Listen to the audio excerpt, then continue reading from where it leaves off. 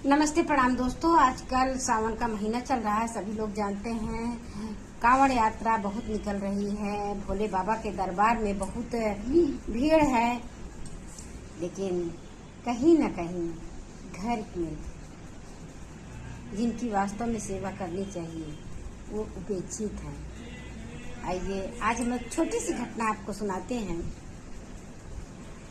एक ममता नाम की लड़की थी, उसका कोई नहीं था। माँ बाप बचपन में ही गुजर गए थे एक्सीडेंट में। उसके दादी ने ही उसका पालन पोषण किया था। होते करते ममता बड़ी हो गई और शादी करने के योग्य हो गई। दादी ने ममता की शादी की एक संपन्न घर में कि जिससे पोती को किसी प्रकार का कष्ट न हो, और वो खुशहाल रह भी रही थी। कोई उसको टेंशन नहीं थी, कोई चिंता नहीं थी। सारी सुख सुविधाएं, सब उसको बहुत प्यार करते थे, बहुत उसको सम्मान मिलता था, इज्जत मिलता था।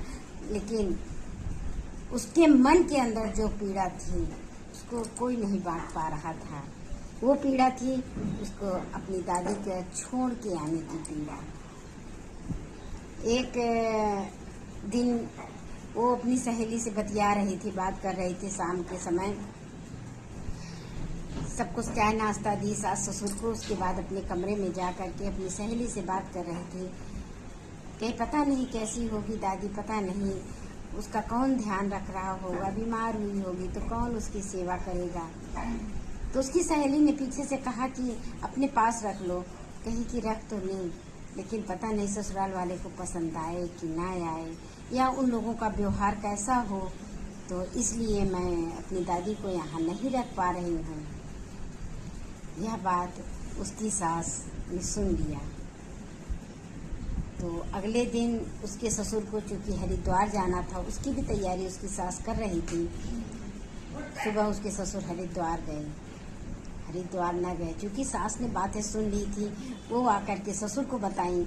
ससुर से कही तो ससुर ने कहा कि ऐसी बात है तो पहले हरिद्वार में बाद में जाऊंगा, पहले घर के बुजुर्ग जो है उनको सम्मान, उनकी सेवा सबसे बड़ा है, हरिद्वार है। तो वो गए और यहाँ तो बहुत सोच रही है कि ससुर जी मेरे हरिद्वार चले गए, लेकिन कुछ ही क्षण बाद, कुछ ही घंटों बाद जब वो लौट के आए, डोरबेल बजाई। बहू ने दरवाज़ा खोला, चौंक गई। ये पापा जी आप हरिद्वार नहीं गए, कैसे लौट आए, क्या बात हुई? लगी सवालों की झड़ी करने। ससुर जी थोड़ा सा मुस्कुराए और बोले बेटा अब हमको हरिद्वार जाने की ज़रूरत नहीं है। बोली क्यों? तो वो मुस्कुरा करके दरवाज़ा खोल दिए। ये देख करके बहू बहुत खुश हुई और दौड़ करके दादी को अंदर ले आई। तो ये थी एक छोटी सी कहानी।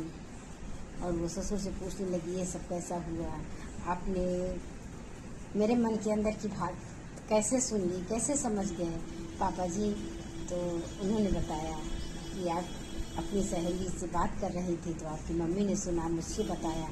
तो मैंने कहा कि मेरे घर की बहू दुखी है। किस वजह से? कि उसकी दादी नहीं है उसके साथ। तो मैंने हरिद्वार से ज़्यादा जाना नहीं, की जगह उनको ले आना ज़्यादा उचित समझा। तो सब लोग हंसी खुशी रहने लगे। आपको कैसी लगी मेरी छोटी सी कहानी, बताइएगा जरूर।